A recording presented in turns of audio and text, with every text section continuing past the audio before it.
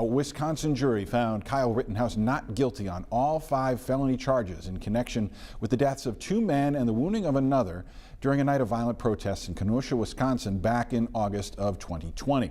Jurors ultimately had to decide whether the case against the armed out-of-state teenager boiled down to self-defense or vigilantism. Kyle Rittenhouse is back home. He's a free man. His lawyer says he wants to put all this behind him. Now the city of Kenosha is talking about how to put this behind them.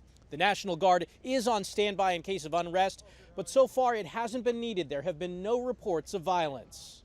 Kyle Rittenhouse. Kyle Rittenhouse started to shake, cry, and then fell to the floor as the jury finished reading its verdict. Not guilty on all charges.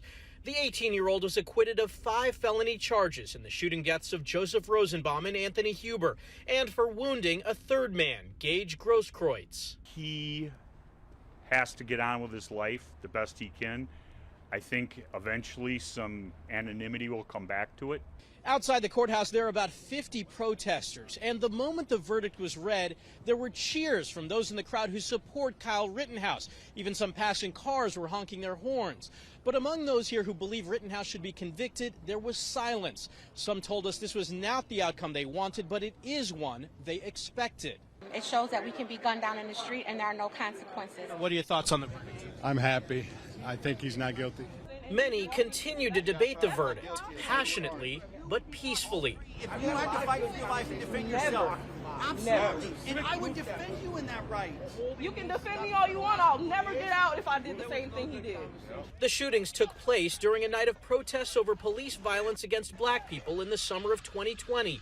Rittenhouse arrived at the protest with an AR-style semi-automatic rifle and told jurors he was there to help. I didn't do anything wrong. I defended myself. He said he killed 2 people. How do you admit it? How do you acknowledge it? And there are no consequences.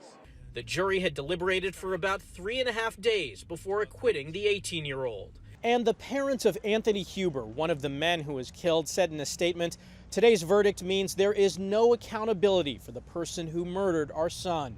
In Kenosha, Wisconsin, Michael George will send it back to you.